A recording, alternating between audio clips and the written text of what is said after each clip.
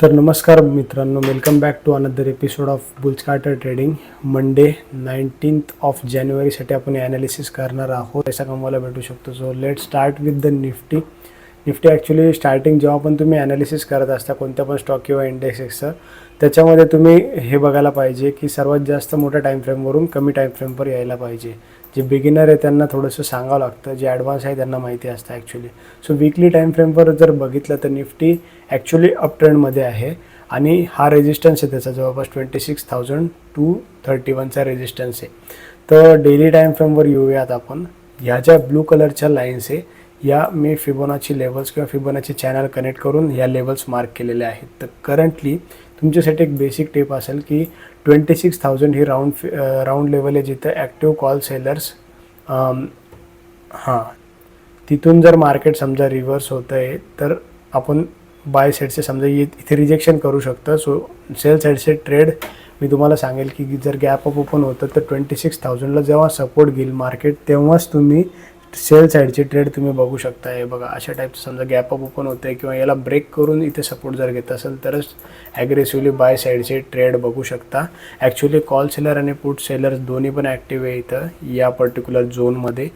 तो इथं तुम्हाला मी अवॉइड करेल ट्रेड करायला. बेसिक स्कॅल्प ट्रेड तुम्ही घेऊ शकता आणि 25,500च्या खाली जर मार्केट ब्रेक करताय तर ॲक्च्युअलमध्ये 25,000 ही राऊंड लेवल आहे खाली.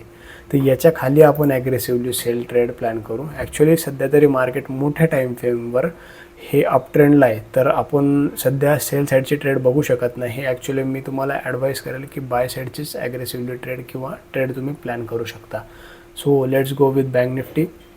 बँक निफ्टी जर वीकली टाईम फ्रेमवर बघितलं तर कन्सोलिडेशन करतं आहे एका ठिकाणी आणि त्याच्यानंतर ब्रेकआउट देऊ शकतं. सो डेली टाईम फ्रेमवर जर आलं तर ॲक्च्युअली सध्या bank Nifty positive aggressive up ट्रेंडमध्ये आहे आणि फिबोनाची चॅनल समजा इथून आपण कनेक्ट केला तर जवळपास 0.6ची लेवल आपल्याला बघायला भेटू लागली इथे. Just weight a second. Consolidation नंतर एक 60,000च्या लेवलला ॲप्रॉक्सिमेटली आपल्याला रिजेक्शन भेटलेलं आहे. सो करंटली मार्केट जे हे 0.7ची लेवल आहे 60,000च्या ॲप्रॉक्सिमेट जी लेवल आहे बँक निफ्टीची त्याच्यावर सस्टेन करून ब्रेकआउट देऊ शकतं. तर करंटली हा त्याचा रेजिस्टन्स आणि सपोर्ट आहे कारण की आता मागच्या डेचा हाय जोपर्यंत ब्रेक करत नाही त्याला ब्रेक करून सपोर्ट जर इथे घेतला तर ॲग्रेसिव्हली बाय ट्रेड प्लॅन करू शकता. आणि गॅप डाऊन जर 59,800च्या खाली किंवा मी तर म्हणेल की डाऊन साईडचे ट्रेड हे प्लॅनच करू नका कारण की ॲक्च्युली दोन्ही मार्केट आज पॉझिटिव्ह आहे. तर मग अशा जेव्हा ट्रेंड सपोर्ट करत नाही आहे तर मग आपण कशाला अपोजिट द ट्रेड करायचा. तो डाऊन साईडची ट्रेड 59,500च्या खालीच आपण एक्सपेक्ट करूयात. करंटली सर्वात गोल्डन लेवल जी राहील ती ही 60,000च्या आसपास तुम्हाला बघायला भेटू शकते. फायनान्समध्ये जर बघितलं तर सर्वात पहिली वीकली टाईम फ्रेमवर जर आलं तर सध्या तरी कन्सोलिडेशन स्टेजमध्ये हे अवॉइड करा फायनान्समध्ये ट्रेड करायला.